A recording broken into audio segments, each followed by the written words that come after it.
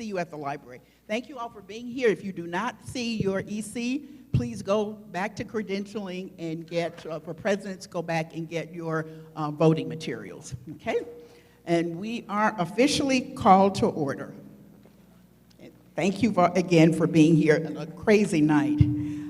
So I would like to, at this point, ask Ryan McCollum to come up and open us in prayer.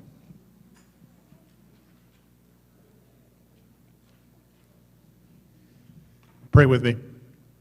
Father, the creator of heaven and earth, there is no one like you, no one besides you, and you have given us great things. We are gracious and thankful for the freedoms that we do have. May we steward our time tonight together well, that you would give us ears to listen and minds that think well and words that are wise, and may we self-govern and rule ourselves well and serve our communities. And we ask all of this for the glory and in the name of your Son, our Savior, Jesus. Amen. Amen. Thank you so much. Appreciate it. See, Peter Ferris? Oh, there you are. Janet was going to try to fill in for you. Thank you. So if you could all stand, please. I pledge allegiance to the flag of the United States of America and to the republic for which it stands, one nation, under God, indivisible, with liberty and justice for all. Thank you. Thank you, Peter. Mike Bowden's better half, please. Ms. Kathleen Bowden of Walnut Springs. Thank you. Thank you. The South Carolina Republican Greenville. I choose not to be a common man. It is my right to be a common. If I can seek opportunity, not security, I want to take a calculated risk to bring them down, to fail and to succeed. I refuse to barter. I prefer challenges of life to guarantee security. The thrill of fulfillment is stale, calm, and tilted. I will not trade freedom for benevolence, nor my dignity for a handout. I will never cower before a disaster for the sake of my God. It is my heritage, stand erect, proud, and unafraid. I think and myself enjoy the benefit of my creation, face the whole world boldly and say, I am a free American. Thank you very much, Kathleen. Well done. So we have a really exciting meeting planned for you guys tonight. We have a number of guests, so I'd like to, at this point, welcome all elected officials, and particularly our county councilmen who are going to be our guest speakers for tonight. So Benton Blount, Stan Suvalakis, and Steve Shaw. And so we really appreciate you all being here. I'd also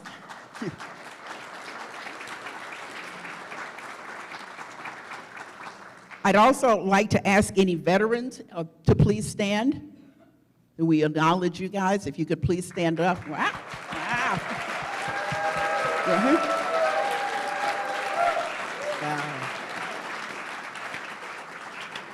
So, welcome and thank you for your service. I would also like to welcome our guest speaker, Michelle Schuman, who is a taxpayer advocate, and any other visitors that I inadvertently left off. All right. Well, with that quick thank you, I would like to, before we move on to our speakers, I'd like to do a couple of thank yous to people who were very instrumental in getting ready for tonight's meeting. So I'd like to acknowledge the Rules and Resolutions Committee, the Legislative Committee, our first vice, Joe Dill, Olga, of course, and to Tiffany Mock for that wonderful cheat sheet on Robert's Rules of Orders.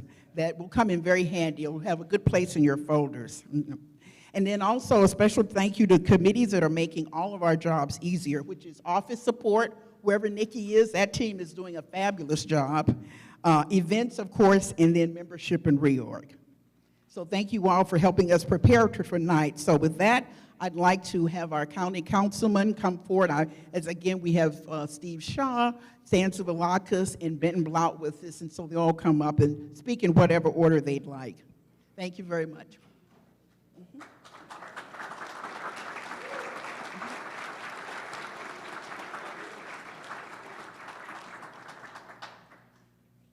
Thank you, Yvonne. By the way, I enjoyed so much meeting you a couple weeks ago for the first time. It was a big pleasure, and thank you. Yes. And I saw that picture with you and Nate. It was the best selfie I've ever seen.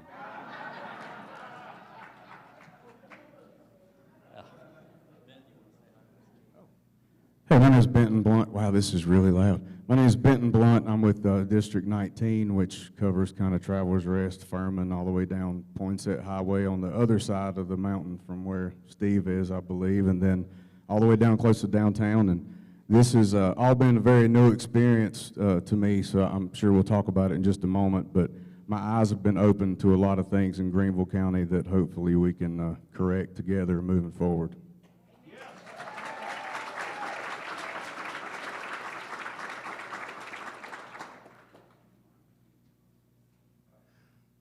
Good evening.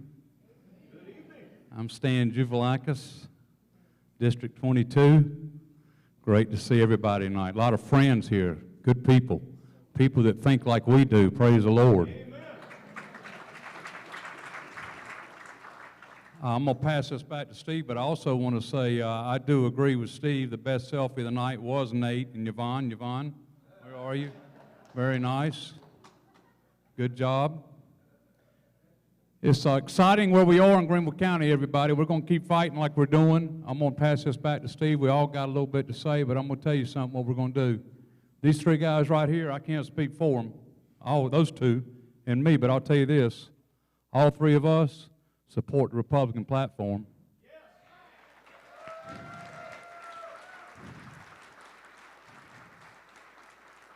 We do that from our hearts. We do that because it's the right thing to do. We do that because we do support traditional values. We do support lower taxes. We do support pro-life. So all these people are on your side. These people are on your side. We speak for you. You are the citizens. You're our boss. We listen to you, and we go to county council and vote the way you want us to vote. So I'm going to pass this back to Councilor Shaw, and we'll let him come up and say a word or two.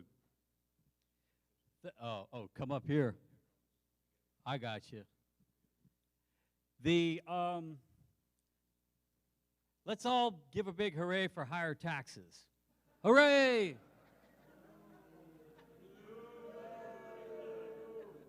I thought that we were Democrats here. What in the world happened? The way I see it, we had two major implosions in the last month. One was this submarine that tried to go down to see the Titanic, and the other was council for you guys this last month. And it was for a while it was 5 guys, this thing hanging on, and all it took was to bust one of them, and it happened. I'm sorry, but it happened. Well, and, we can't blame one person. Remember, we've got 10 Republicans on council.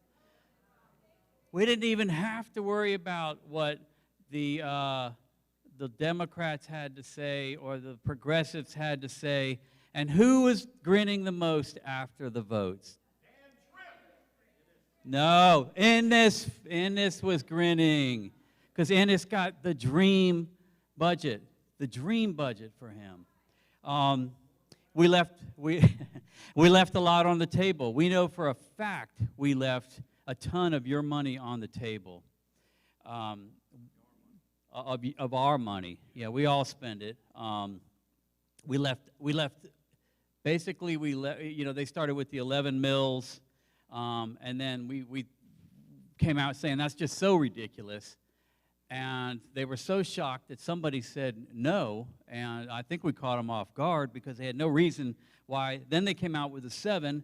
Stan asked them point blank, can you do everything you want to do with 5? Yes, we can, but why do we still vote for 7? How did that happen? Don't ask me, but the one thing it stood out to me was it's only $200 extra a year. It's only $300 extra a year. The last time somebody used that pitch on me, they were trying to sell me a timeshare. Hey, come on, man.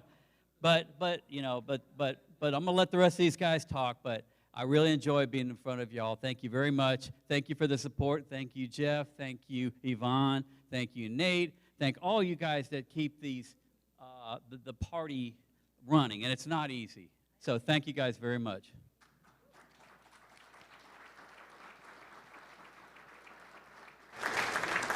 I'm going to talk before Stan because he is more well-spoken in public than me, so he'll give you more stories and that kind of thing. But when I ran for office, this is my first term ever running for anything, so naturally I thought that what I saw on TV, or what at least I thought of my Republican platform, would be what I would walk into. So running on what I believed and sharing that with my constituency, and then going into office and realizing that we had people on council that basically ask you to sit that hat aside so you can just do whatever they want you to do on council. And not to mention any names, because I know that I have to work with all these people for the next couple years, but that's just not the way that I operate. So just to share with the people that are here that may not know me, coming into office, having no idea what to do as a politician, I just went to what I knew.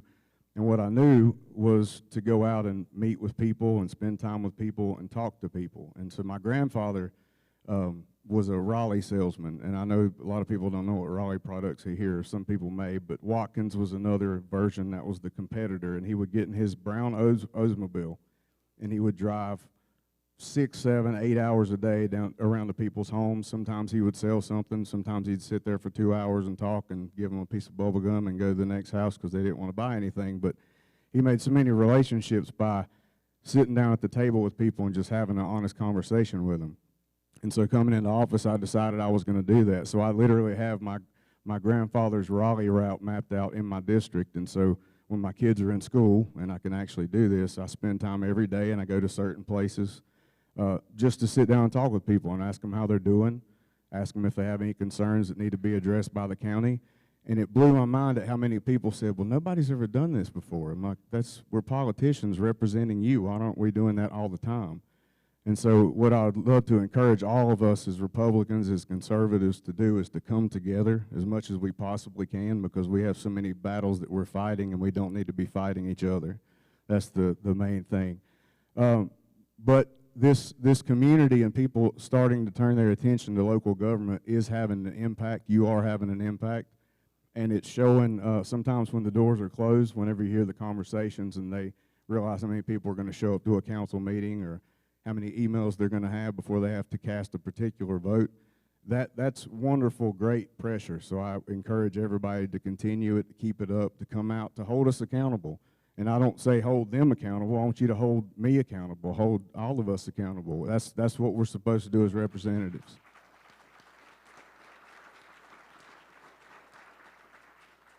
And moving forward, I think that having that camaraderie together between citizens and council and people in elected government and people that just work for Greenville County in general, it's our goal, and what our job should be is to come up with alternative ideas than just raising taxes. And that's what we've already started working on, and I won't go too into detail because you know how politics work, and if you talk too much, it'll get around to other people, and they'll mess up your plans. So we do have plans that do not involve the money that's in your pocket. We're actually going to try to find ways to generate revenue for you for once. You ready? He's going to teach me how to talk vibrantly at some point in time. Well, he can teach me how to sing. Listen, I want to say this. First of all, thank you to you all for being here tonight. Thank you for what you're doing in fighting for the Republican cause. Because let me tell you something. These two guys, they're patriots. They are patriots. Bent Blount's a patriot. Steve Shaw's a patriot. We're blessed to have them in office. And I want to tell you, we're blessed to have y'all. What Benton just said a minute ago about the encouragement and emails and all the things you're doing, it works. Put pressure on people, including us, like Benton just said. If we're not doing right, get us to do right. We need to be supporting the Republican platform, not just a little bit, not just some, but all. That's where we need to live. And that's the candidates we need to live. We need to be supporting. And also I'll say this. I'd like to know, and you can't always do, but I'd like to know they know Jesus Christ. You know, I think that's kind of important in Greenville County. Amen.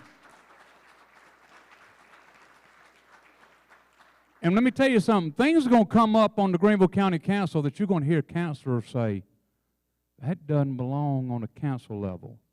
For example, life. I happen to be one of those that believe in life. Okay? I know they do.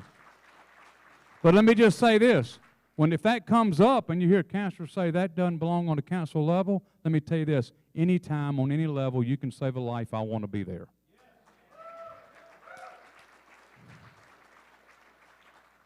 So listen, we're grateful for you. Listen, another thing we're going to do on county council, we're going to be transparent. We're going to be transparent. We've got bills out there that are sitting in committee that won't come out because some people don't want to be transparent. But we need to have voice and video recordings of every meeting, wherever we are, every time, and it needs to be on social media for the next 15 years. So that way, we're not confused on what Stan said. Y'all can't say Stan said, he said, she said. Well, we can go back and look. That's what they said. So anyway, the other thing, speaking of that's right, I got to tell y'all one thing. My friend Joe Deal, I just heard right here. I want you to know we love Joe Deal. And it's real easy for me on council. All I got to do is ask Joe. He'll tell me what to do if I'm ever lost. So listen, again, we are thankful. We're thankful tonight. We're grateful tonight. We appreciate all of you. And I'm going to tell you another fighter, another patriot, is that speaker that's coming up here momentarily, Michelle Schumann. She's a patriot. I love Michelle Schumann, just so you know. So listen, we appreciate it. Have a good night, and I'll pass the mic on to who? Yvonne. There you go, Yvonne.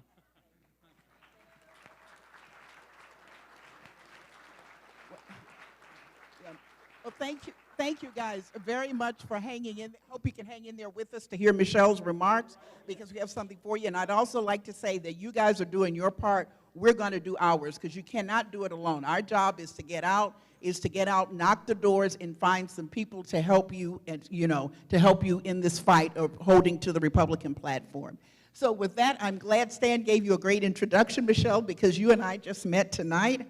But I am just so impressed by what you've done on this whole issue of getting into our tax problem here in Greenville. So if you would please come up. Thank you. Thank you.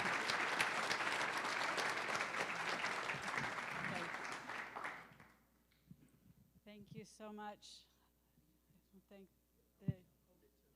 Okay, thank you so much. I want to thank Yvonne and the rest of the Executive Committee for inviting me tonight. Who am I? Why am I here? What is our situation, and where do we go from here? Those are the questions that I'm going to attempt to briefly address tonight.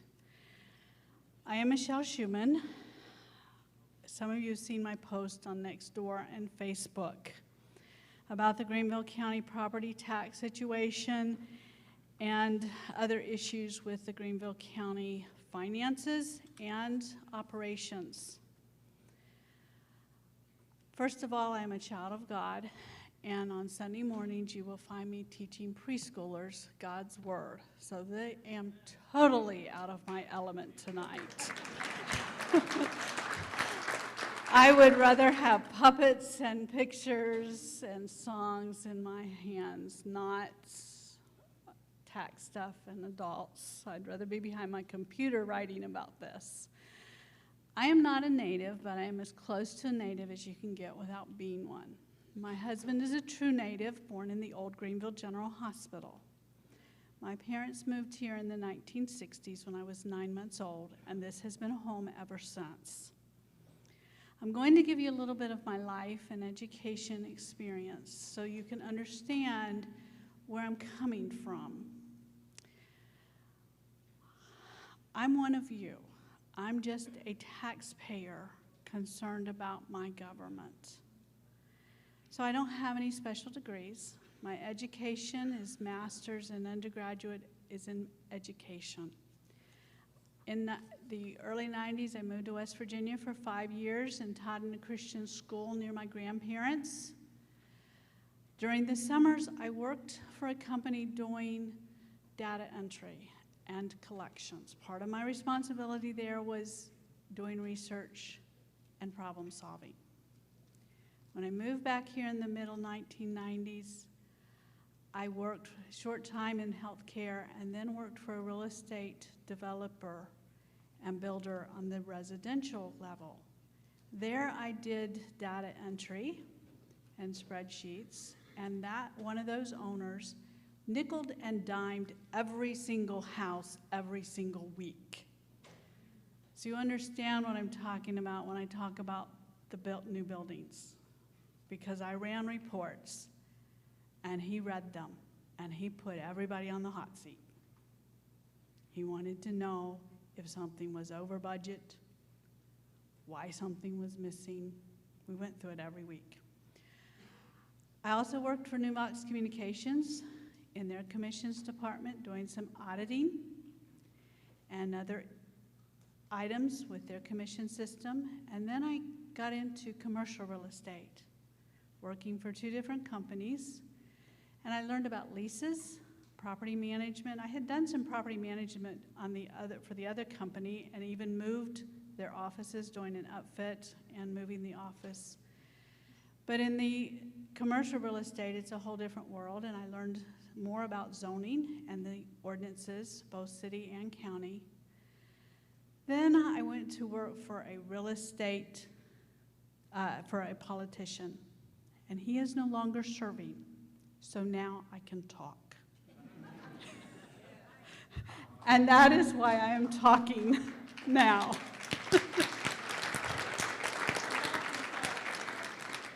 I bought my house in 2004 before my husband and I ever started dating.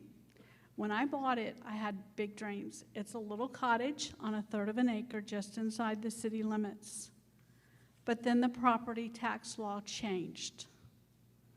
And if we did the dreams that I had, our property taxes would skyrocket.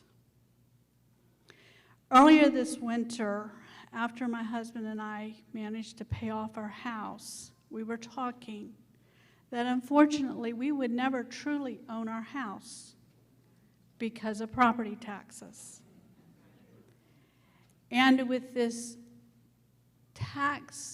property tax increase, we've discussed the reality that if we were in the market to buy a house today, our house would be out of our price range. And it's not a big one, people. So when this property tax increase came up, I took what I knew about taxes and about laws from my real estate days, and I've always, since I got involved in real estate, started watching the market around me, just fascinated. And I knew which houses on my street had sold. We had friends that had done a remodel. We had had another house that had had a remodeled. So I just woke up one Saturday morning and said, I'm going to find out the property tax difference on our street.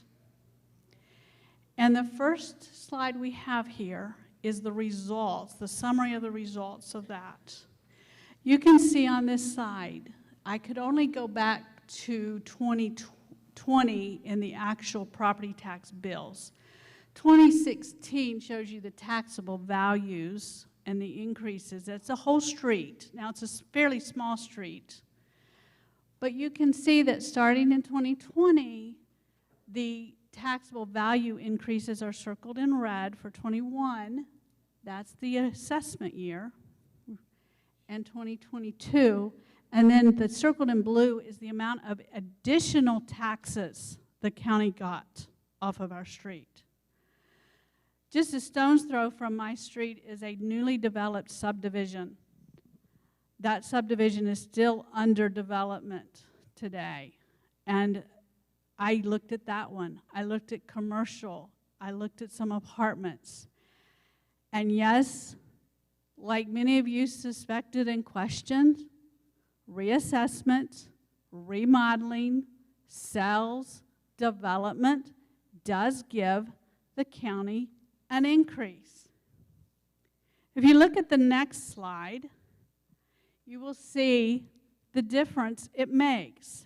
I took the county budgets, all of which are online, and everything I'm showing you tonight is public record. You can go find this information yourself. I went back to 2015, looking at the actual property tax income. Now I want to back up. On the first screen, that was the property tax line for the county only, did not include our city taxes or anything else. Okay? This is only the property tax revenues from 2015 through this most recent tax season. You can see from 2015 to 2022, the county has gotten an additional $32 million just this past year. The average increase is 4.89%, and even in a reassessment year, it was 3.59%. So they're getting additional money. It's out there for them. They're just in denial. This started me asking more questions. So I found a website called South Carolina Association of Counties. Some of you that have followed me have seen that website. And I use that website for a lot of resources. They have on it tables, definitions. There's a report done every year comparing the counties of the state and all of their tax and fees for each individual county. They put them, there's also tables. And then they give opinions on issues. This is a great way to check stats. So among the many reports are the one that I used the most was the one that compared the counties. Their latest stats are from 2022, so the rest of the numbers we're going to give you for the next little bit are going to be from that report. If you look at the next screen, what is a millage? It's just a fancy way of saying property taxes. And it's usually put in a percentage. A mill is equal to $1 of tax per $1,000 in assessed value. On their site, they're breaking down our base millage and including in it the library and the Greenville Tech, so that puts our millage up at 59 mills, which when in their discussions over the property tax increase, that was not included because that's a separate line item issue. But this is how they were comparing counties, and that's going to be important to you in just a minute. This number does not include the sewers, municipalities, school boards, or fire districts. Now, the next screen is the value of a mill. They have a calculation, and I don't know how they do it. They don't tell me that. But this is the approximate value based on a percentage of a county's total assessed value contingent on 100% collections. And this is how they compare counties. For Greenville County in 2022, this is $2.8 million. We are the second highest value of a mill in the state. We are ranked behind Charleston County, which is at 4.7. We are ahead of Horry County, which is at 2.7. Now the next screen is the shocking one because you kept hearing us compared to our surrounding counties in the upstate. If they're trying to raise $20 million, Greenville County only has to raise about 7 mills at that 2.8 mil value. Anderson has to go 23 mills. Pickens has to go 31 mills. Oconee 33. Lawrence 107, and Spartanburg 130 mills to get $20 million. That middle column there is the value of a mill in their counties. So your home in Greenville County is assessed much higher than it would be if we moved it into any of our surrounding counties. That's the difference. So when they're comparing it and saying, well, we're paying lower in millage, they're not being honest with you. Because your $250,000 house in Greenville County is less house than a $250,000 house in any of our surrounding counties. Now, this weekend, we had to make a quick change to the PowerPoint today, because this weekend I was given a piece of paper by somebody not on county council, and I got to thinking about it. In the beginning of April, Joe Cornell made an estimate of the 2023 value of a mill.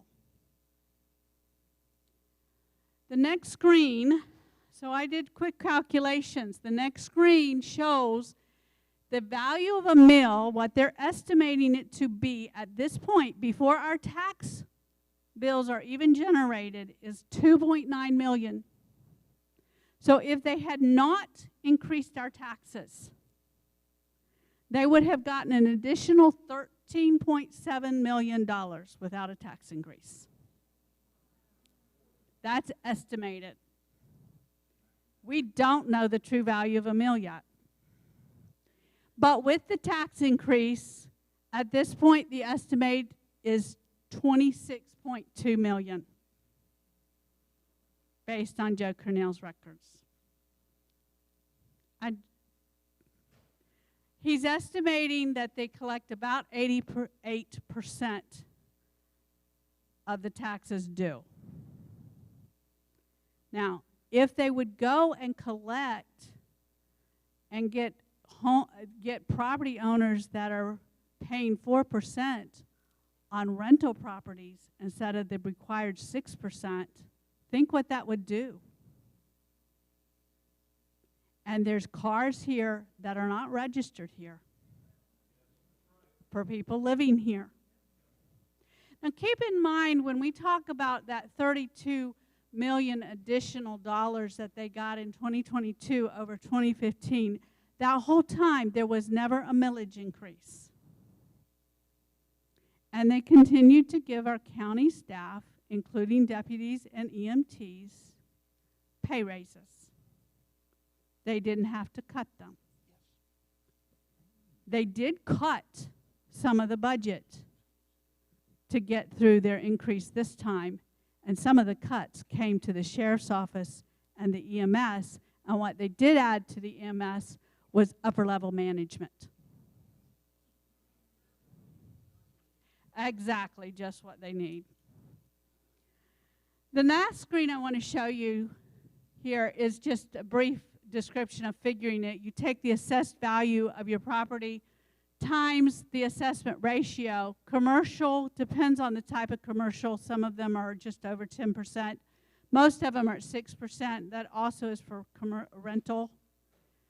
And then you multiply times the millage rate. If you're in a homeowner occupied, it's 4%.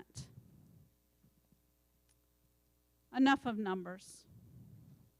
How did I get to this point? I listened to the budget workshop, and I started reading the budget.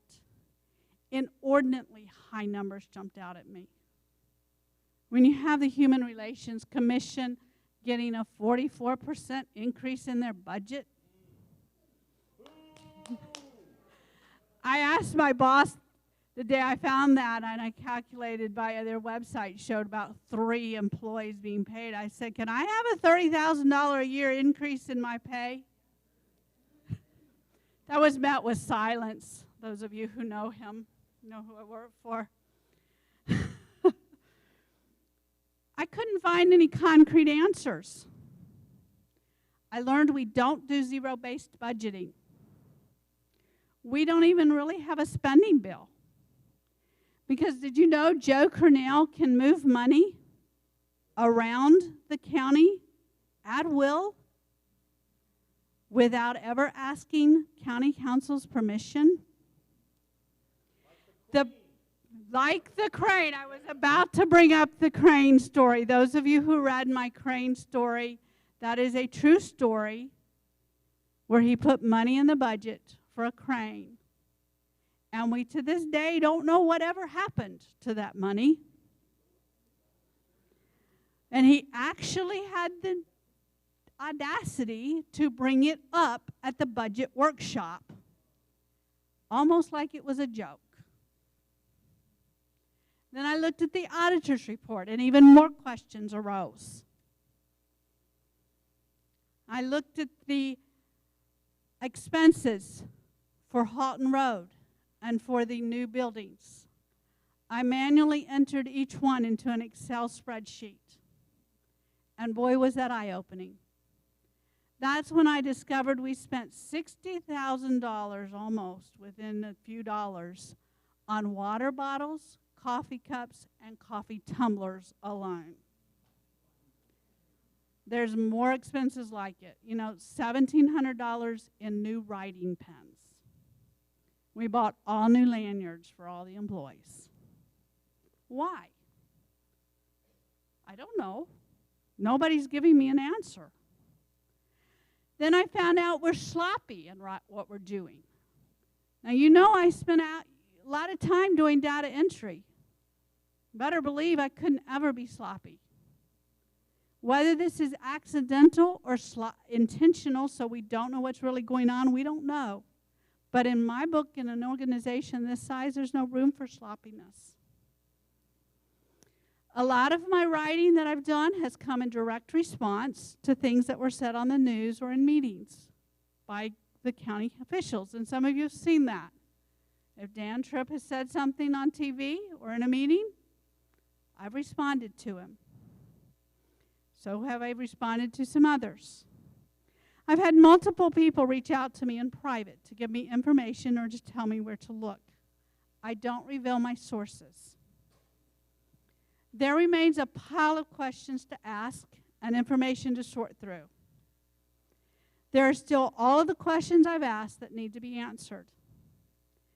This same research really needs to be done for each governing entity within our county. Yes, we lost the vote on property taxes, the battle. But we are in a war that we have to continue to fight.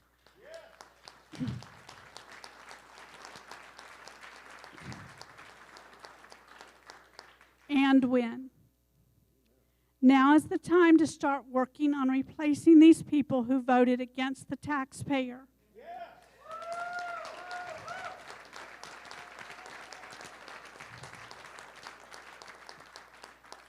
Our county government must become more open. We must put pressure on them to put more things online. They must stop giving away money to special interests. Just because it sounds good doesn't mean we, the taxpayer, should be paying for it. You can look for the roads to come up again soon in the form of another tax, probably either a sales tax or additional road maintenance fee. You can look for a discussion on the Triumph Soccer Stadium. Is the money hidden in the budget? Probably, but where? Only Joe Cornell knows for sure. We must not continue to allow the citizens to have a short memory. We must continually remind them. My goal is to continue to write on issues and keep reminding people so we don't forget before the next local election cycle starts. I know I've given you a lot of information and numbers tonight. Please feel free to reach out to me. I can back up what I have said. I do plan on posting a written version of what I have said online tonight so you can review it. Again, I want to thank you for having me.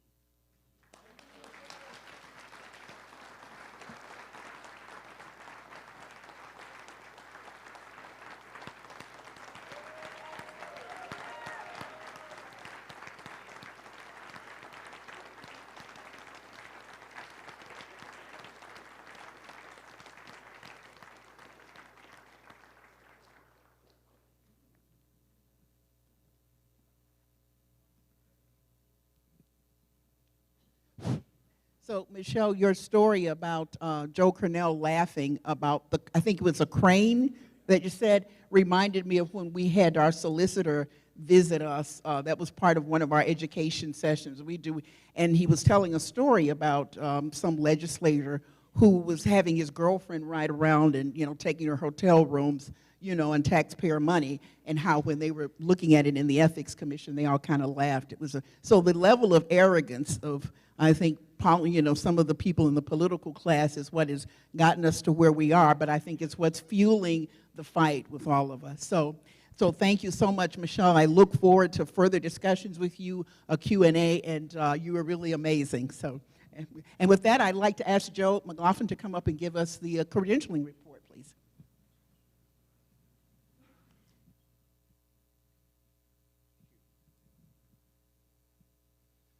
Thank you, folks, for being here tonight. Even with the crazy storm and the trees down, school night, and a lot of other factors, we have 108 represented precincts here tonight. 33 couldn't make it. And as you know, you can always text or email. We prefer the paper copy, but you can text or email. So thank you for bringing the proxies with us. 108, 33 unrepresented here tonight, 10 unorganized. Thank you. Thank you so much. Thank you. Thank you, everyone. So you received in your meeting notice packets a resolution commending and thanking our Greenville County Councilman that voted against the tax increase. At this point, I would like to have Joe Dill come up and please read us that resolution and make a motion that we approve it. I hope everybody got a copy of this resolution. Did anybody not get a copy? All right, I'm going to read it to you. Okay. But before I do that, I want to say something. God has really blessed me. I served for 36 years. Julie Hershey served with me on the school board. Nobody could understand how fat on the school board is. It is the closest thing to hell you can get. And then God put me on the county council. And I served with Mark Kingsbury. Mark, stand up.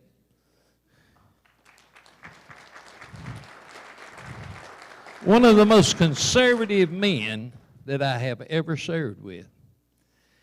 And God has blessed us. For 25 years, I served with Mark. And we didn't need a tax increase because we knew everything that Michelle had told you. We read those budgets. You sat at home and you didn't have to worry about it. You know why you didn't have to worry about it? Nobody was reaching down into your pocket trying to get the money you wanted to buy medicine, pay the doctor, make light bill payments and all of those things. You knew that we were going to take care of you, but it's not that way anymore. And Michelle has explained it, and that's the reason I wanted to bring this resolution, a commendation of appreciation, and that at the ECs, the leaders of Greenville County would vote to acknowledge these four men. Now, Rick Bradley was not able to be here. His father passed away, and we understand all of that. But he made some strides, and we don't need to push these people. The other side of this coin, I don't know if you look at Facebook or not, but the group on the other side's already working to get rid of these men. They're already working. They're already putting out false information. Oh, they hate diversity and all of these things. That's dumb. They hate socialism. But anyway, that's the way the communists do us, you know. They just feed us mushrooms and put us in the dark, you know. But they want us to be a mushroom. I didn't want to say what they really feed us. But anyway.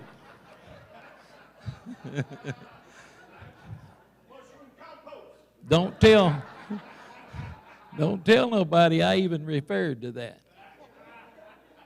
Do what? What you saying, Stan? Go ahead, Stan. Okay. Stan's wanting to talk. All right. This resolution of commendation and appreciation, I make a motion that we approve it, and I will continue to read if possible.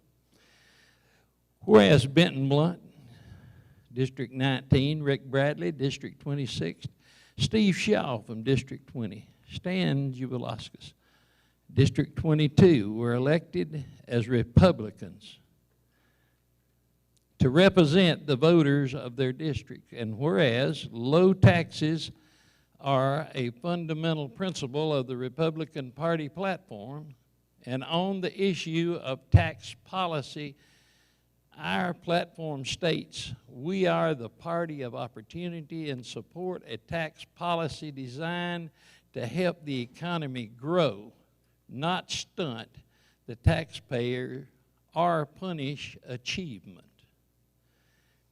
And whereas voters expect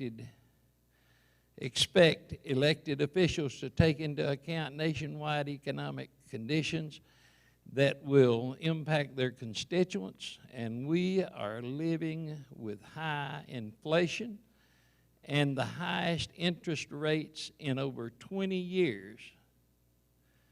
Anybody feel that? Say amen. Amen. Whereas the aforementioned councilman voted against the millage increase in the Greenville County 24 and 25 budgets, which along with nationwide inflation and the Greenville County School District's hike will further diminish taxpayers' wealth and spending ability. Taxpayers, and whereas Councilman Blunt, Bradley, Steve Shaw, and Stan all proposed amendments and process changes that took into consideration the needs of all stakeholders, not just Democrat special interest groups and county employees, and would have resulted in a true compromise. And whereas Councilman Jubilauskas was told by the county administrator that a $5 million increase would have avoided any cuts to county staff. Therefore, the Executive Committee of the Greenville County Republican Party issues this resolution of commendation and appreciation to the following councilmen: Benton Blunt, District 19, Rick Bradley, District 26, Steve Shaw, District 20, and Stan Jubilauskas, District 22.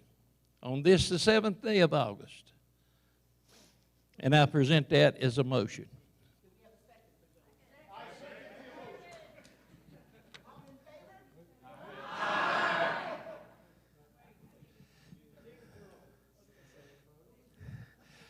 All right, can we have them to come up? We've got these. I want these men to come up here because y'all don't really realize how hard it is to go against the flow.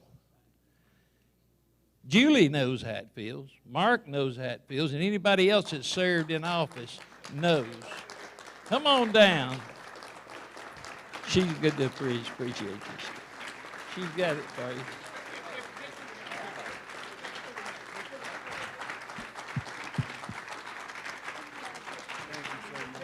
Thank you, sir. Appreciate you. We gotta get pictures, Joe. Come on in here. You get right over here. Thank you, guys. We'll give that to Rick. Thank you, Joe. Give that to Rick. Thank you. Joel wants to be in this thing. Where'd he go?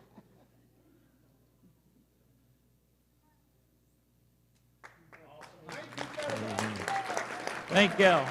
Thank y'all. Let me tell you one thing that happened because of Willis Meadows and me. We refused this. We said this tax on your tag was illegal. And because we questioned that, they took away our chairmanships. They did all kind of stuff. These guys are going to have a tough life if we don't get behind them and push.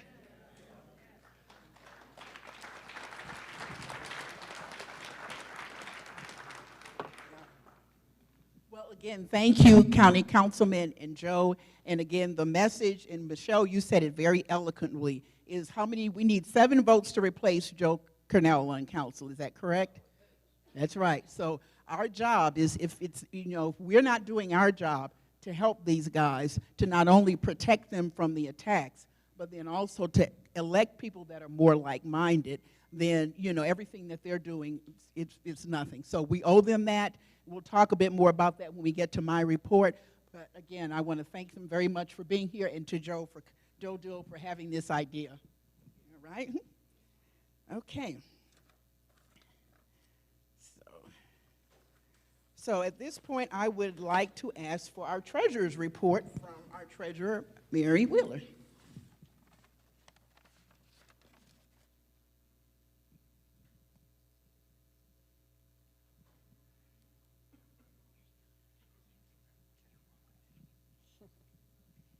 Okay. This is not very interesting, so we're just going to make it short and sweet. I can just get this open. Hope everybody's doing good tonight.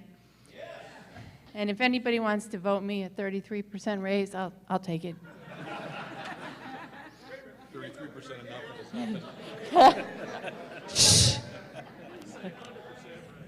Yeah, I mean, I'll take it, whatever you want to do.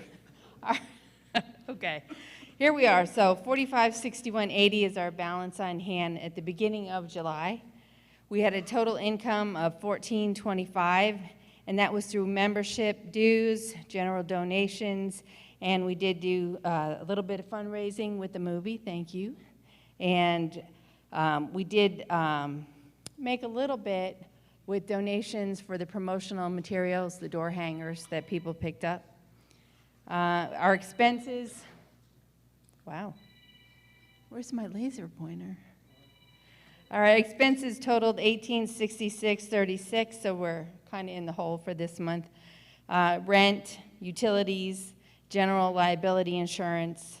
We have a deposit for the venue for the Christmas party, and we had to pay for the theater for the movie night.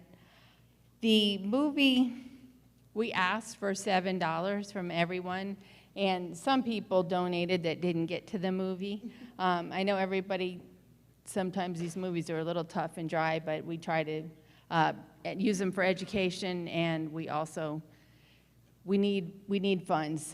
I'm going to censor a lot of what I would have just said here about the state convention, but we need funds, and we're going to be doing some fundraising here coming up. We have a lot of fun ideas coming up. So anything anybody can do for us. I realize that pretty much everybody here, is our regulars, and we're always begging, and everybody here tries to give. And we're going to be coming up with some fundraisers that are going to expand the environment so that it's just not the regulars, but we still appreciate it wholeheartedly, anything that anybody can give to put back towards the effort. So our balance on hand at the end of the month is $4120.44, and if it is not already, the treasurer's report and the bank statement will go online to the website, so anybody can see it there. And of course, if you have questions, I'm sorry, I discontinued my email. No. No, you can find me. You can, yeah. Thank you, Madam Treasurer. Thank you.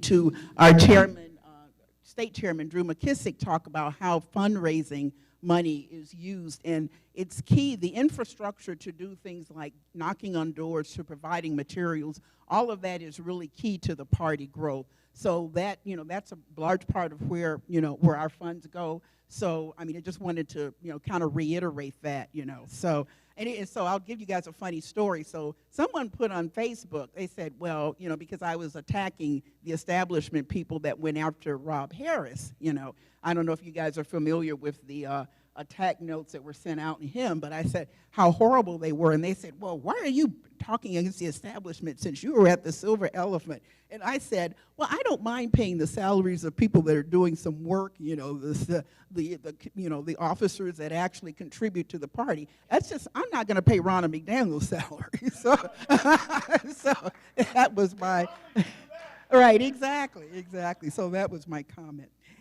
So you all received the minutes from our meeting. So according to Robert's rules, we don't have to read those, but we did have one correction, and Karen Ekus, would you like to, I think, clarify that for us? Mm-hmm. Yes, yeah, you can go ahead.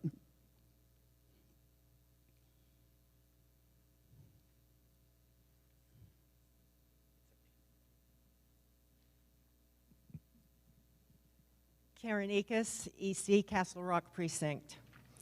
I move to amend the minutes of the June 5th Greenville County Republican Party business meeting per Robert's Rules of Order to accurately reflect the motion as presented by Diana Weir. The motion in the minutes should read, quote, to request that ECs report regularly on a monthly basis on how many contacts they have made so we can keep track that we are meeting our goals on a regular basis to grow the party. In addition, the phrase motion to commit to action, which means to commit or refer the motion to a committee for further review, is amended to read motion passed. Thank you. Appreciate that. Are there any further corrections? I think, Tony, you had one. Thank you. Minor correction. Do I need this? Can you hear my voice? Yes, we hear you, Tony. Hallelujah, yes. Amen. Okay. Anthony DiLorenzo, Darby Ridge. Okay. And minor correction on relating to the Greenville mayoral elections on June 13th. Well, I was working there, and it was a primary. So I believe we need to change just that one word, primary, change election to primary. It was a primary election. Okay? All right. Thank you, Tony. Are there any further?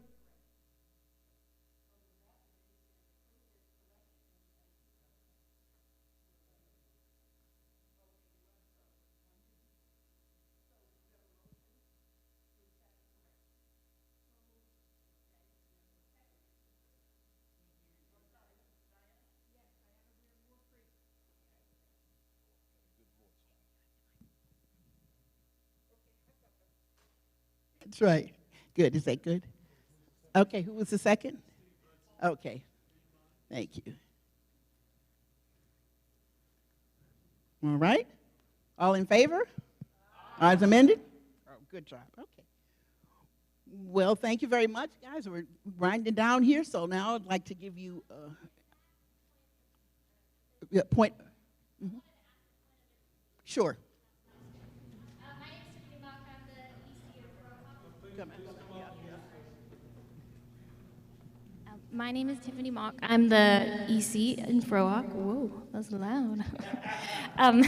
I wanted to ask you if I was trying to remember, since we're going into an election year, and we want on record that we censured the Republican caucus for ejecting our Freedom Caucus members. And I was trying to remember if we did that at one of our meetings in the fall. I thought maybe we did it in September or October. Do you remember? No, that we did that at the convention. At the county convention? Okay, so maybe a parliamentarian can help me understand. Does that go on record? Like, we'll be able to say for sure we censured them and they can't skirt out of that? It goes on record that we have done that. Okay. And our representative to the state was to have Oh, yeah. Yes, it does go on record that we have done that, and our representative to the State Executive Committee was to have presented that censure. Okay, good? Thank you. Yes, thank you.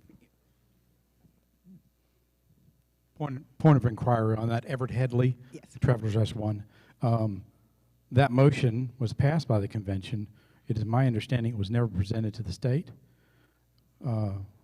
Was it presented to the state? If so, who did it? And if not, why was it not?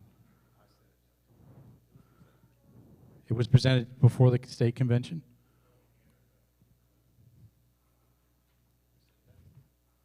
Okay, because they said nobody sent it except for Anderson. Yeah, I inquired. Mm-hmm. Well, okay, so, Okay. yeah, what's the, Well, yeah. Well, it wasn't issued as one of the motions to be presented to the convention, so I was wanting to know what happened to the motion. So, I sent it down to the state party. They don't answer our emails. They don't answer the letters. They don't answer. But I sent it down to them, yes. Okay, thank you. Thank you. Thank you. Thank you very much. Appreciate it. All righty. Ready to move on, guys? All right. Okay, so how are we doing? This is my report, and we're going to talk about, first of all, you're going to go to the next slide. It's how are we doing? And so this is just a quick reminder of what our goals are. This is a slide that we did for one of Joe Centeno's trainings. So, you know, the party, if you look at what the party rules say, we are required to support candidates and to help grow the party. But they're typically, you cannot, if you're going to do something like that, you need to put some data and some numbers. As Michelle talks, you just can't say we're going to grow. So we actually went to, you know, Jeff being a numbers guy, we put, you know, numbers around that. So those are the things that we want to achieve. And of course, my favorite is the last one, which is the achieve a 2024 primary turnout goal that is double that of 2020, you know, last year, which was only 14%. And then I always like to show that little deal there from the SC votes to show how just pitiful, absolutely pitiful the primary turnout was. And so we have got to fix that, guys. So if you go to the next slide, please, Austin. So, okay, you won't get a prize like Deb Sofield gives at her first Mondays, but does anybody have any idea what that number means? Even a wild... Okay, I'm hearing some mumblings. No. Anybody? Voters? Population? Nope. Okay. You're never going to guess it. So anyway. So if you think about, and so I love this whole idea of the 7 touches. You know, we talk about, you know, we're big on education, but I'm also big on, you know, activating your education. And so we, the 7 touches thing is the idea around someone feels a commitment to you and will actually, are much more likely to come out and vote if you ask them to versus you're going and knocking on their door one time.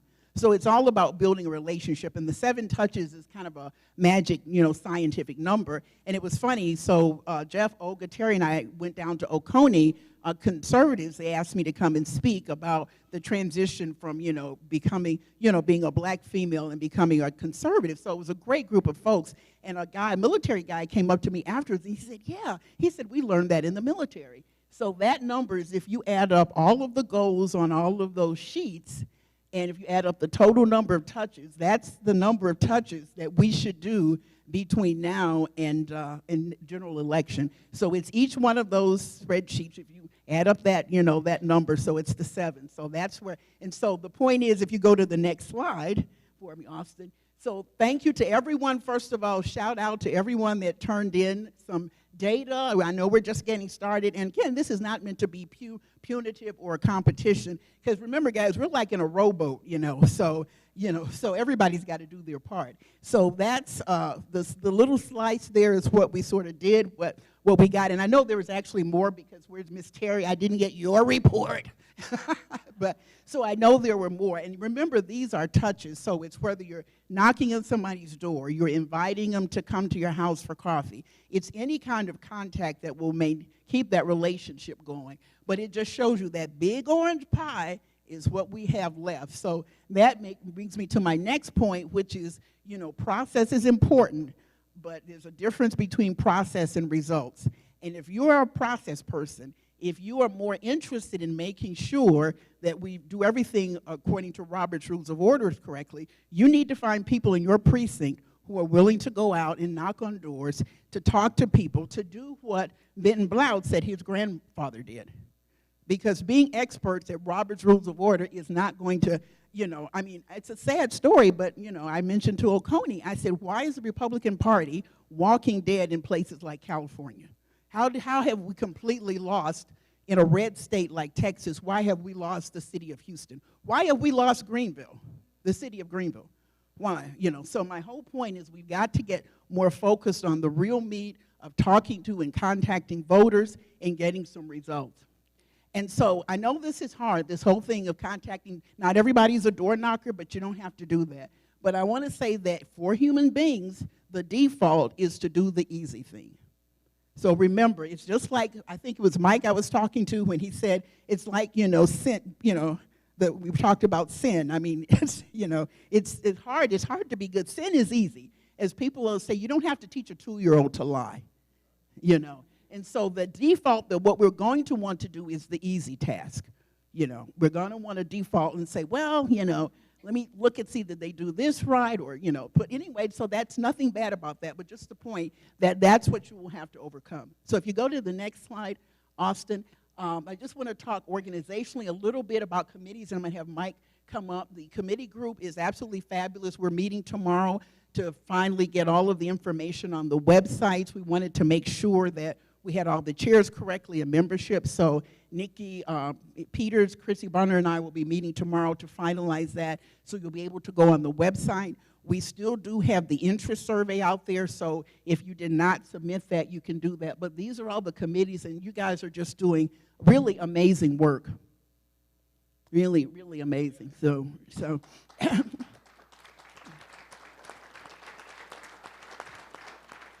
And a particular shout out to the ones that are super active right now. And when we get to the calls to action, we'll talk about that. I think next slide, that's a call to action. But before we get to that, I want to have Mike come up and talk about the other aspect of organization, which is very quickly on the zones, because I know there's a lot of questions and confusion. Thanks, Yvonne. I'm Mike Voden, President, Walnut Springs, and third Vice Chair. Got that? I'm heading up the reorganization committee. Tommy Marifera and Joe Jones are on the committee and doing unbelievable work. If they're here, you should stand up and be recognized, because they are there every day of the week working on this. I don't see anybody here. Tommy's over there. Stand up, Tom.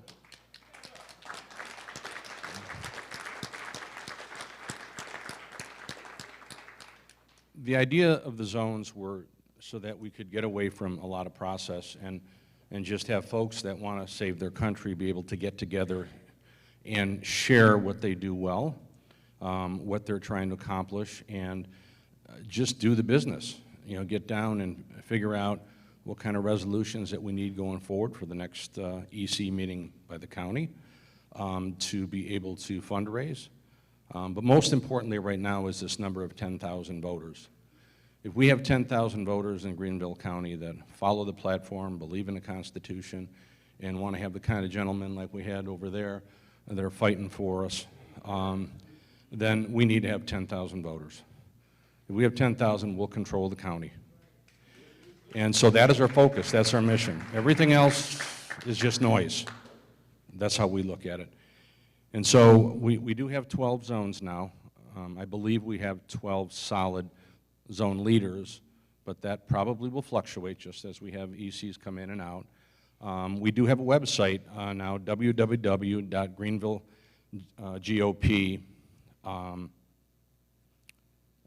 and what does that say? Oh, .com/zones.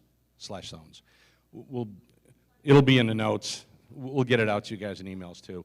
Additionally, I'm working on a first meeting with all 12 zone leaders We're just going to do a cookout, that sort of thing, and have everybody sort of share it, because we have some zone leaders that have had a lot of meetings already and really done a lot of good work, and it's a great opportunity for us to talk to or be able to share with you some of the issues around election integrity, around medical freedom, around really a buyer's exchange, parallel economy sort of things. There's a lot of work being done on all these things, and we can get around to all the different zones and share that information with you.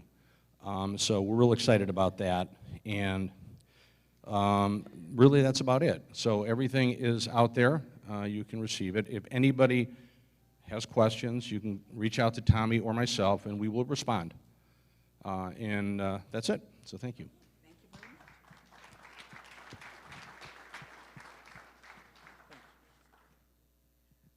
Thank you again, Mike, and again, T and Tommy and the rest of the crew have just done an amazing job with this. So with this, I'd like to just finish my last slide with calls to action, things that we need your help with. First of all, the office support team, we have volunteers. Glenn Hurst is a very sexy secretary. I mean, I love seeing him sitting there at the desk, and he does a great he does a great job. But anyone who has some spare time, if you can spare some time just to sit in the office, and it's actually fun. You learn a whole lot. So we need supports there. The candidate recruitment, Deb and the rest of the team could not. I think Jim, I did see Jim back there. So he's representing candidate recruitment tonight, but their message is that all of us need to be candidate recruiters. So, just keep your eyes out if it's not you, if there's someone else you know. So please help in that effort. They're doing a great job. Election integrity, that is, if there's anyone, I reached out to a couple of people, that's a big nut to, to crack. So we're looking for a chairman there. They have not yet had a meeting. I think pretty much every other committee on the board there has been organized, has a chair of their meeting, but election integrity has not. So if you have any interest in that, and I think we need to do things a little bit differently than we've done in the past. I think, one of the lessons that we're learning, and it's funny, I talked to a Washington Examiner reporter today, and they never like what I have to say. They never publish it, but that's all right. I just babble away anyway. And, he's asking me about, DeSantis and blah, blah. I said, well, we actually are trying to get more of a local focus because we have a lot of problems in Greenville. We have a big tax hike, so, this presidential stuff will take care of itself, but, we're trying to focus more locally. So the Christmas party, silent auctions. Please don't have Terry yell at me because she's very scared. She's scary Terry.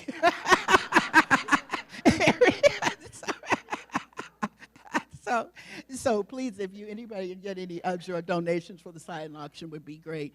And then get active, and as Mike just talked about, we're only meeting every other month, and that's a lot of time. As I said, we don't have as much time left as we think, before we get to these primaries. So please get active in your zones and precincts. And then our latest new idea is, I'm doing every other week chairman's letter, but we're going to add to that a committee highlights. So those of you that are in charge of committees, like Carrie, she does a great job, please be prepared. We'll just give you a call, and we'll say, what's the highlights? What do you need from the group? So you have something that, the whole thing is information that you can use, either in talking with people, with voters, so you know what's going on. So we're going to add that. And then also, please submitting ideas for chairman's newsletter tips. And I think that was my last slide. Is that right?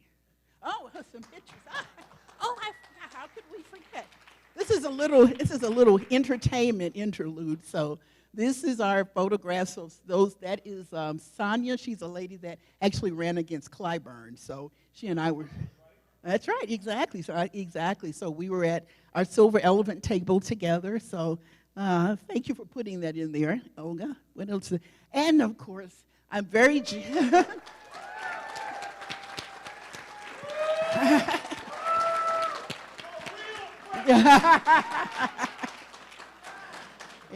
Oh my gosh.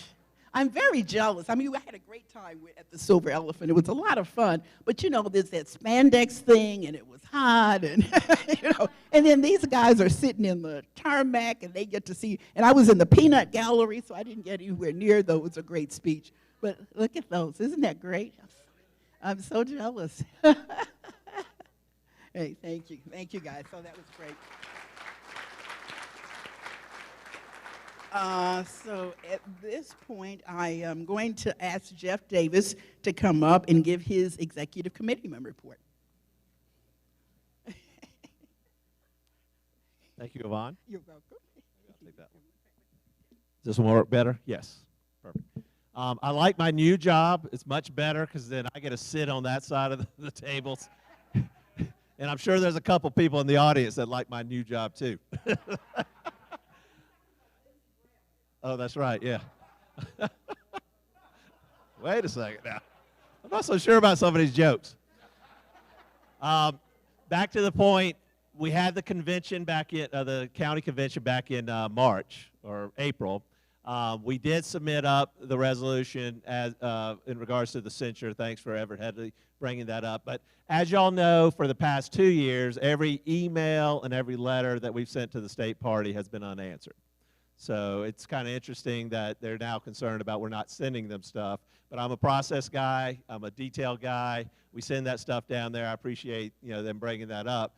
But even if, but we did hear that Anderson had sent it down. Did you hear it at the state convention? Did anybody hear about putting forth that resolution to censure the Republican caucus?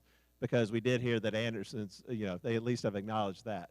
It falls into the circular file, anything you send down to the state executive committee. But anyhow, we'll go past. That was the state convention. We did have our first meeting. We had a meeting where we elected the officers to the various committees other than the top 3 officers, the chair, state EC, and first vice chair, back on June 5th. After that, we did have our first meeting with the state executive committee.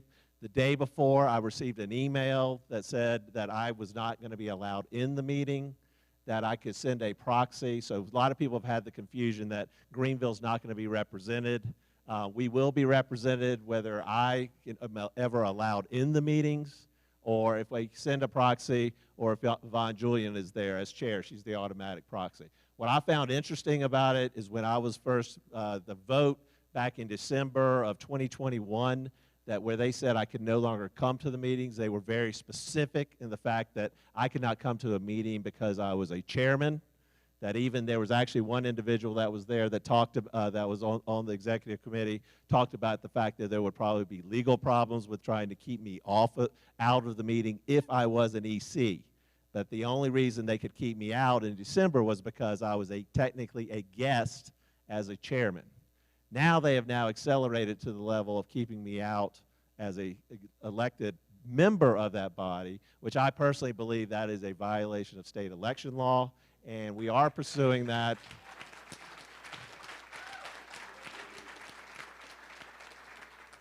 I've had other representatives from other counties reach out and asking whether we're going to continue to pursue that, and yes, we will.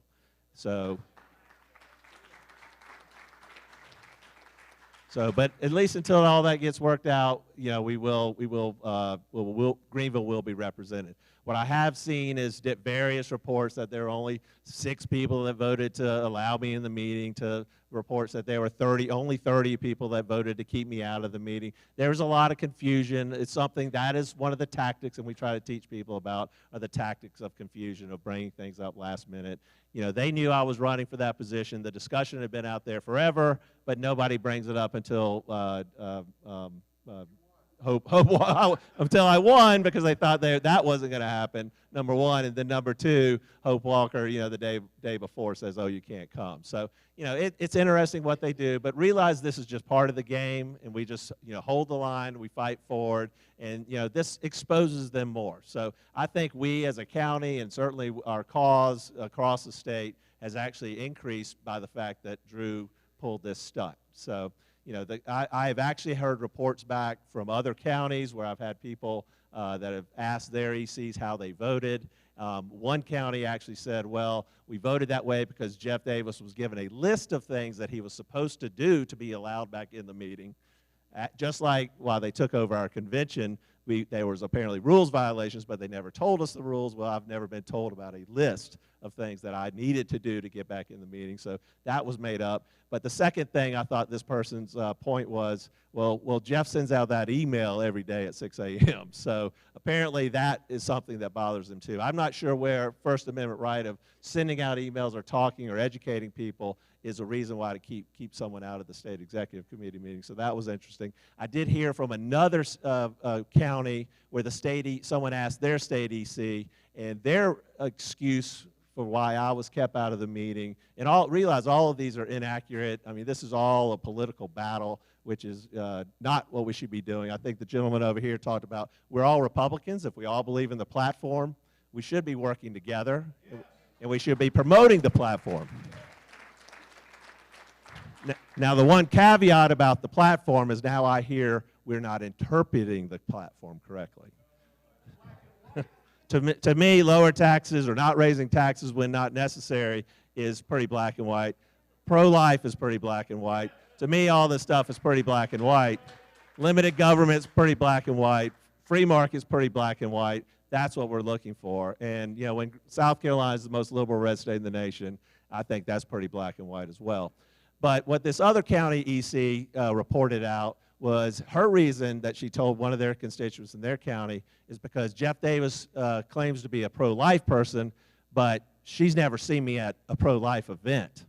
So that's why she apparently voted me out. That was number one. And her second point was last January 6th of 2022, she said Jeff Davis invited the challenger to Alan Wilson, a Democrat, to come speak literally in this room. Now, do y'all know a Democrat that challenged Alan Wilson? Did David Pascoe, was he an announced candidate? I mean, you know, they're making stuff up. Now, that was from our neighbors in Spartanburg. So just realize this is the type of misinformation that's out there. What I will tell you is that meeting for January 6th of 2022 actually is now created, and I hope you all are happy about it, the discussion of having judicial reform in this state so there's no more Alex Murdaughs is actually going on because of that meeting and because David Pascoe stood up here at this microphone and told you guys about the corruption that's going on in the state. So that's kind of my report. If anybody has any questions, I'm always available. Please, if you ever like to come up and meet us at the office, you know, I know we got a call to action. We got, you know, we need more people working and doing some things. But the office is staffed generally 9 to 5 about every day. Then we have committee meetings into the evening. There should be no excuse of not knowing what's going on that you need to come up here. But come talk to us. Come out and work. But it's exciting, the number of touches that we're going to get,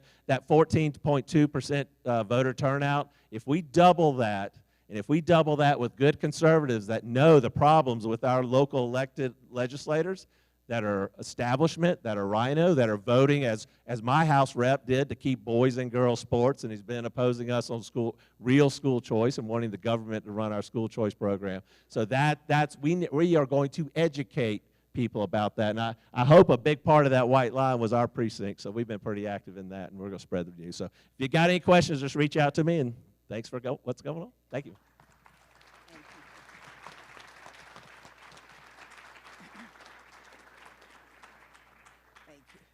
Thank you.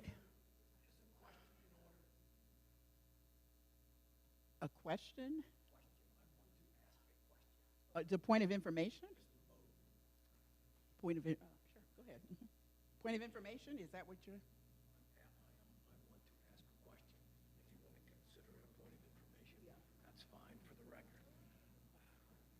Thank you, ma'am. I want to confirm. Okay. That's what I was going to do. I will address the chairman, but the question has to do with one thing. We have 12 regions. Oh, Ron Tamaccio, Furman Precinct. We have 12 regions, and you confirmed that each of those now has a leader. How were those people selected?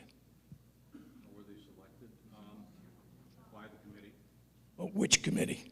The reorganization committee. And did they solicit input from people that wanted the job, or did you just pick names out of a hat? No, we asked people for their input, people that were interested. How? Give the mic to Joe. Give the mic to Mike. Give the mic. Hear what he said. There was no formal process, Ron, because it's not a formal structure. The idea of it is really about trying to get precincts to work together, to communicate together, and to build. And when we put the letter out to everybody, we said that if they weren't, if they felt that there should be changes in the zone organization, they could do it because it's pretty complex, as you know. Districts fall into different districts, cities into different cities. So we tried to put the best organization that we could put together, but we also left it open to the ECs to determine how they wanted that to look. So we wanted feedback. If you didn't like the zones, you could reach out and you could say, okay, we'd like this precinct to be in our zone, or we'd want that precinct to be in another zone. Or if you wanted to change the zone leader, you could absolutely bring that up. If somebody said, but we did not do a formal process to pick zone leaders because we wanted to get this thing up and running. I think eventually leaders always come to the top anyway, right? That was the point I wanted to make. It was not formal. It's not in stone. If people don't like it, and I'm waiting for whoever my. Could we have an order, Mr. Chairman?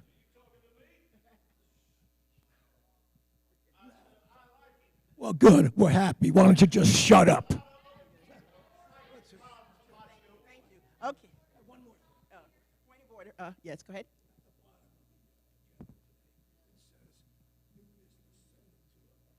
Yes. Mm-hmm.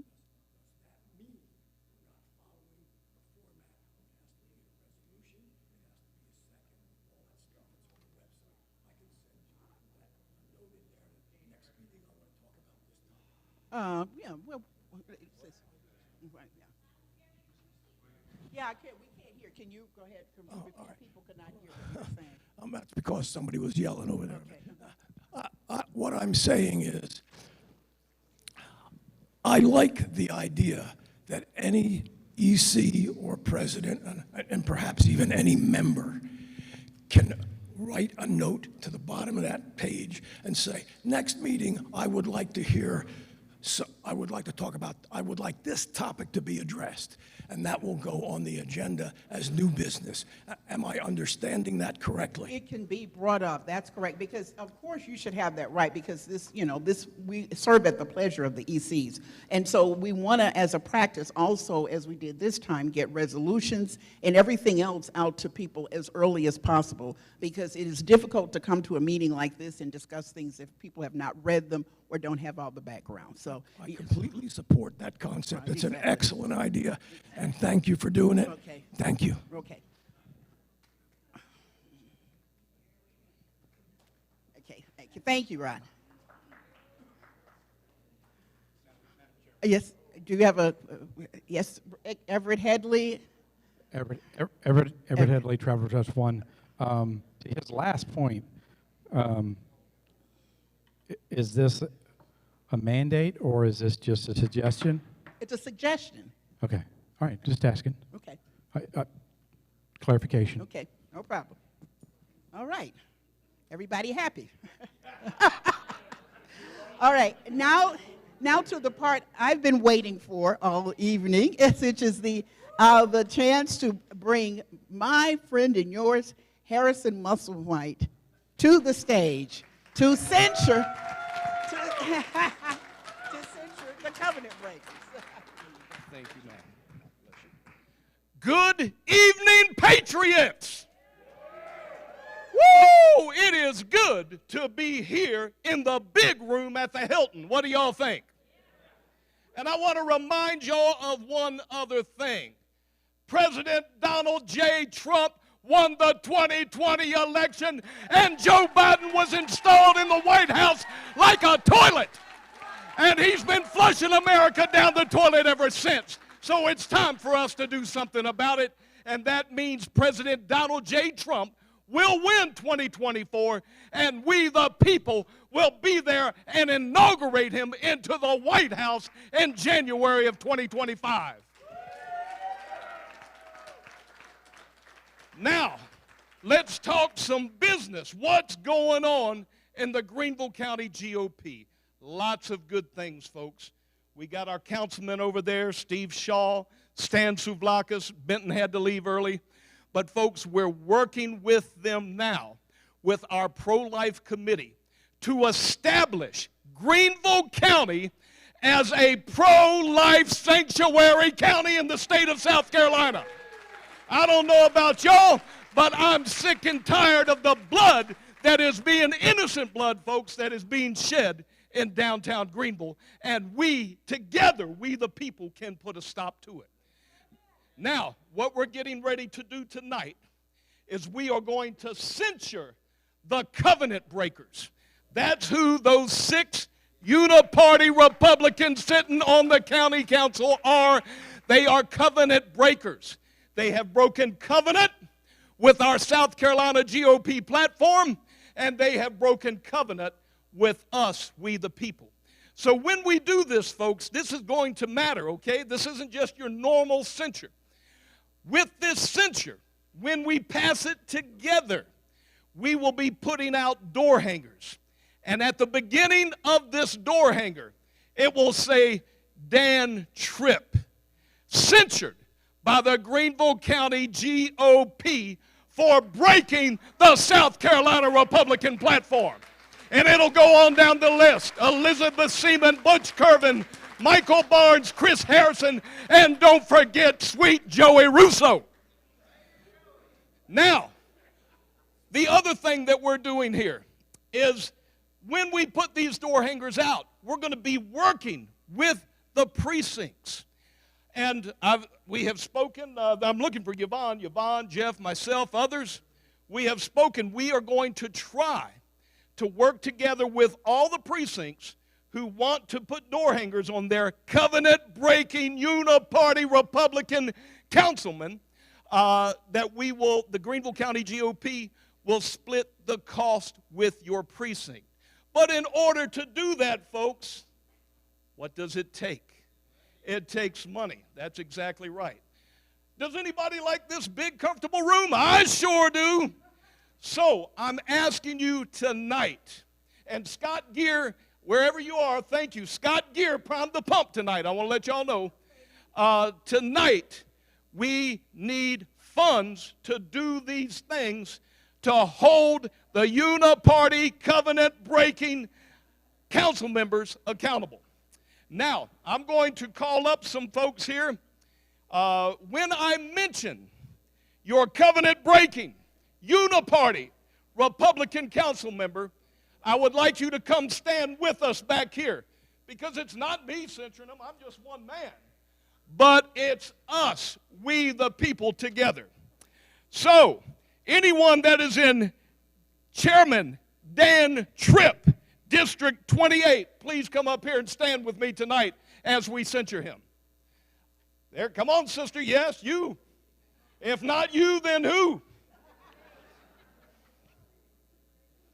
Folks, we're doing this together, and it is going to make a difference. Next, anyone in Vice Chair Elizabeth Seaman, District 24, please come up and stand with us as we censure them and hold them accountable for their covenant breaking tonight.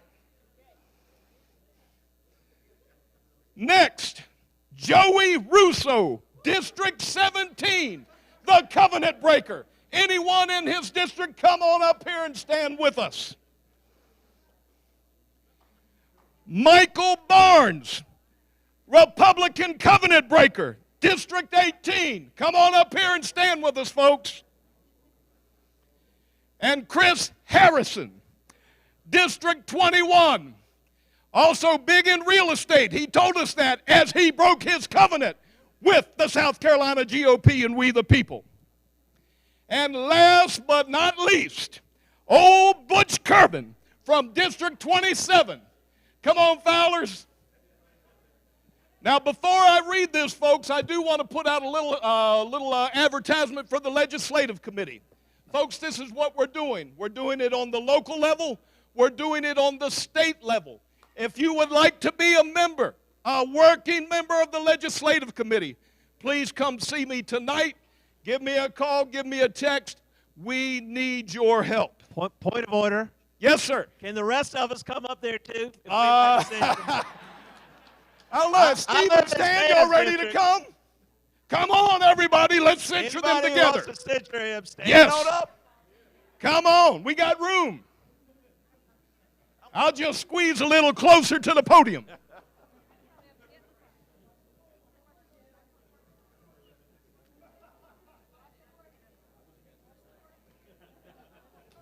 Can we do a petition?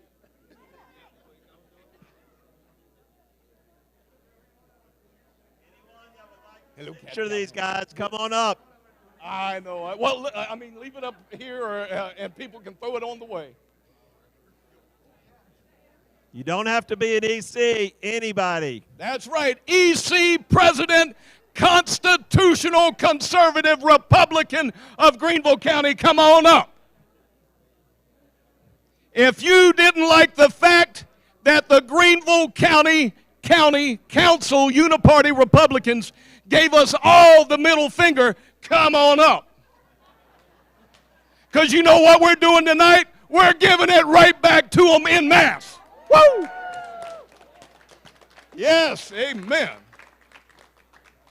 All right, I think we might have just about everybody, so here we go.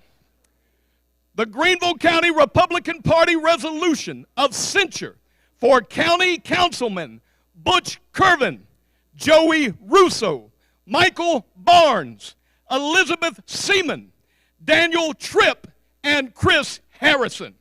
Whereas we call on every level of government to exhibit sound fiscal management and live within its means, providing effective and efficient government with minimum taxation.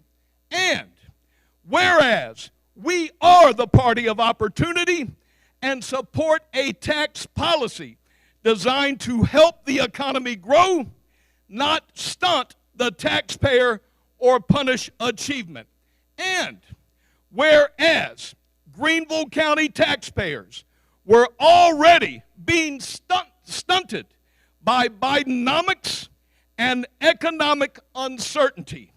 And whereas the above-mentioned council members were elected as Republicans to implement fiscal responsibility, which is in Article 5 of the South Carolina GOP platform. And whereas the above-mentioned council members voted for a $785 million budget for tax years 2023 through 2024 and tax years 2024 through 2025, with an increase in the millage rate for the county by 7. And whereas the above-mentioned council members broke their pledge to uphold the South Carolina GOP platform by needlessly raising taxes on the people of Greenville County on June 23, 2023. Therefore, the Executive Committee of the Greenville County Republican Party hereby issues this resolution of censure regarding the tax increase votes of County Council Chairman Daniel Tripp, District 28, Vice Chair Elizabeth Seaman, District 24, Joey Russo, District 17, Michael Barnes, District 18, Chris Harrison, District 21, Butch Kervin, District 27, on this 7th day of August 2023. Do I have by acclamation a reception? Oh, second for the motion. And you are? What else we need? Oh, can't be voted on tonight. All right, Gregory Peck said we got to have 2 more readings. One more reading. But folks, this is notice to our uniparty. Read it again. Yeah, I can't do that. I'm sweating on that one. This is notice, and listen, we together will hold them accountable. This is going on door hangers in each one of their districts, at the top, censured by we the people of the Greenville County GOP. Thank you. Oh, yes. Right, and according to Gregory Peck, before y'all leave, we need by acclamation a vote for a second reading. Can I get an aye? Aye, amen. And you, Gregory? All right, go ahead, Everett. Yeah, I guess you can address me. So, I was here when this rule passed. Mm-hmm. Okay. This is the first reading. That's correct. We have to pass it. Correct. All right. Here, I'm sorry. Okay, I was here when this rule was passed. This has to be passed first reading this time. So we still need to vote on it, and we can do the acclamation that you're talking about unless somebody objects. And then the second one is an actual vote. It's not a reading. We will vote on it as a final. Okay, so the next meeting we will vote on this as a final to censure, and we can then at that point submit it.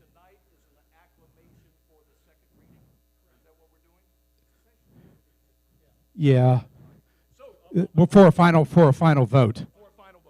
All right, folks, we want to do everything by the rules. So, what I'm going to ask you all for by acclamation, just say aye, as we all agree that we are voting for this reading tonight and that we are voting for a final reading at our next meeting here at the Hilton in Greenville County. Can I get an aye?